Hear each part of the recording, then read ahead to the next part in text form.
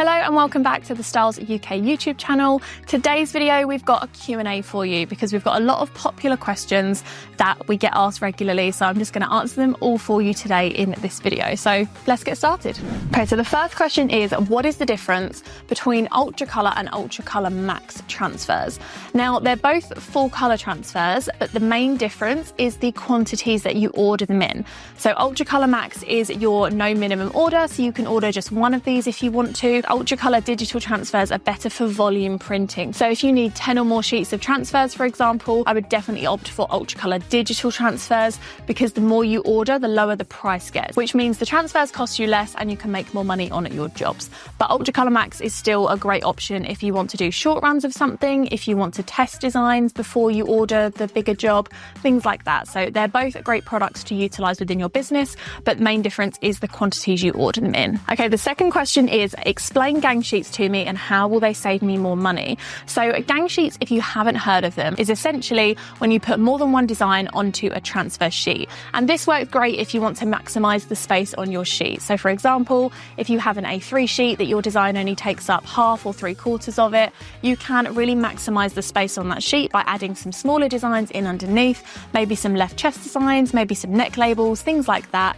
And the good news is we don't charge you any extra to add as much as you want to these sheets. You're paying for the A3 size, not the amount of transfers on the sheet. So it's your transfer sheet to do what you want with, fill it up as much as you can, but don't forget to leave space to make sure you can cut your designs out. If you don't have time to cut your transfers out, we do of course pre-cut them for you, so you can select your size and adjust your transfer accordingly, and then they'll all come pre-cut. So all you have to do is take one, fuse it, and move on to the next garment. Okay, question 3 is, can I iron my transfers on if I don't have a heat press? We don't recommend that you use an iron. The main reason being is because the transfer won't last as long. So when you're applying any kind of heat decoration, whether that be vinyl, whether that be a custom transfer, you need 3 things, and that's time, temperature, and pressure. All 3 of these elements can be accurately measured and adjusted with a heat press, so you know that each one is 100% consistent and accurate with every press that you do. On an iron, none of these things are accurate at all, which means that your transfer might go down okay, but it probably won't last more than a couple of washes. And if you're running a business or even creating something for you to wear, you want to make sure it's going to last. So no, we don't recommend that you use irons to apply any kind of heat decoration. Question 4 is, do you need a compressor for the air heat presses, and what do you recommend? Yes, you do. So our air powered machines, whether that be the Hotronix Single Air Fusion, the Hotronix Dual Air Fusion, or the Hotronix ProPlace IQ, all need air compressors to work. Now, of course, if you already have built-in air in your shop, you can of course use that. But if you don't and you do need to purchase a compressor, we do sell those as well, so you can get hold of them through us. And even better, if you purchase a bundle, so if you are looking at getting an air-powered machine and you need everything to go with it, you can purchase both of these things with the accessories and the custom transfer credit that you'll need as well in a bundle for a reduced price. So definitely check those out if you're looking at getting one of those air-powered machines. Question number 5, can you print onto fleece? I always get scorch marks when I try this. Yes, you can heat print onto fleece. We have done it successfully a lot here at Styles UK.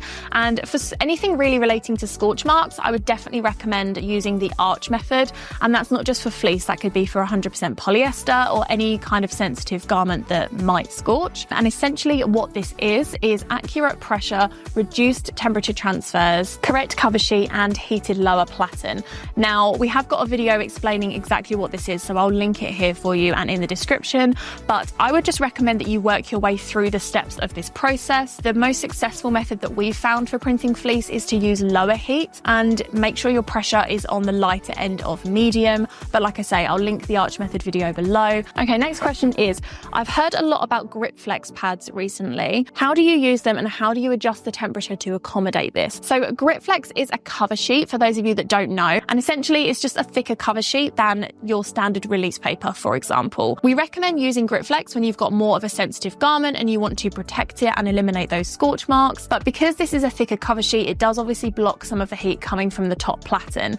Now, if you're using top heat only, we do recommend that you increase the temperature 5 degrees at a time and test to see where your sweet spot is for how the transfer applies. But make sure you're not printing on lots of different t-shirts or whatever you're printing on to do this.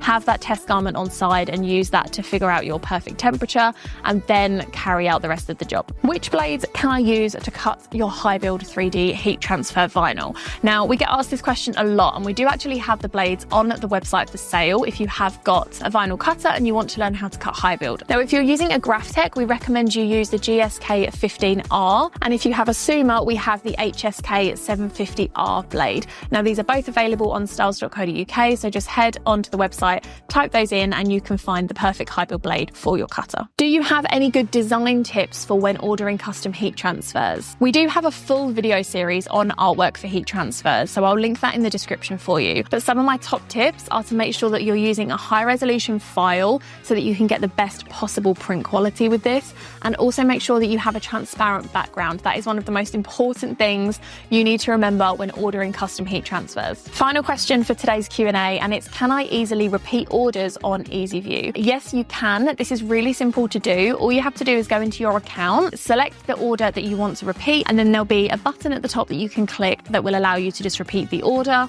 It does have to be exactly the same artwork as the previous order. If you want to make any changes, we recommend doing it as a new order. But in answer to your question, yes, you can easily do this, and your EasyView account will store all of your previous orders and all of your previous designs, so it makes it super easy for you to, in a couple of clicks, just repeat that order. That's it for today's video. Thank you so much for watching, and I hope that's helped answer some of your questions. If you have any other questions we haven't covered in today's video, drop them in the comments and I'll be sure to answer them and cover them in another video for you. And we'll be back with another heat printing video next week, so make sure you subscribe.